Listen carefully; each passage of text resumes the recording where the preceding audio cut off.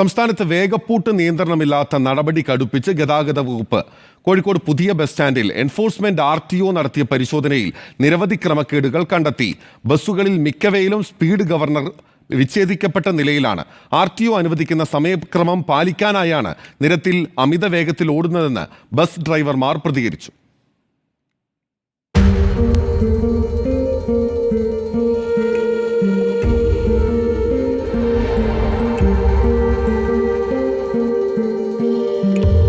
ഇന്നലെ എലത്തൂരിൽ അപകടത്തിൽപ്പെട്ട സ്വകാര്യ ബസ്സിന് വേഗപ്പൂട്ടുണ്ടായിരുന്നില്ല. വേഗപ്പൂട്ട് പൊട്ടിക്കുന്ന ഏജൻസികൾ സംബന്ധിച്ച് റിപ്പോർട്ടർ TV വാർത്ത പുറത്തുവിട്ടിരുന്നു. ഇതിനെ തുടർന്നാണ് എൻഫോഴ്സ്മെന്റ് RTO കോഴിക്കോട് ബസ് ഉടമകളുടെ യോഗം വിളിച്ചത്. GPS ട്രാക്കിംഗ് ഉപയോഗിച്ച് അമിത വേഗത്തിലോടുന്ന ബസ്സുകൾ കണ്ടെത്തും. വേഗപ്പൂട്ട് പരിശോധന കർശനമാക്കും. കർശന നടപടി ഉണ്ടാകുമെന്നും RTO ബസ് ഉടമകൾക്ക് നിർദ്ദേശം നൽകി. സ്പീഡ് ഗവർണർ എന്ന് പറയുന്നതിൻ്റെ അകത്ത് പലവിധ ഏജൻസികളും അതിൻ്റെ സർവീസുകളും കാര്യങ്ങളും ഒന്നും കൊടുക്കുന്നില്ല.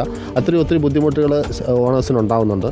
നമ്മൾ GPS ബേസ്ഡ് VLTD ഫിറ്റ് ചെയ്തേക്കുന്ന അതിൻ്റെ ഇതുണ്ട്, നമ്മുടെ പ്ലാറ്റ്ഫോം ഉണ്ട്.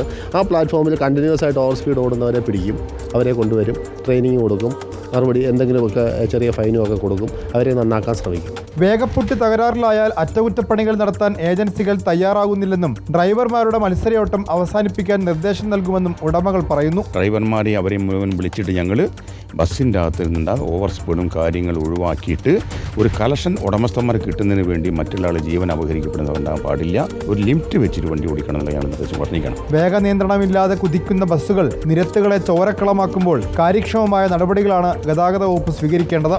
റിപ്പോർട്ടർ, കോഴിക്കോട്.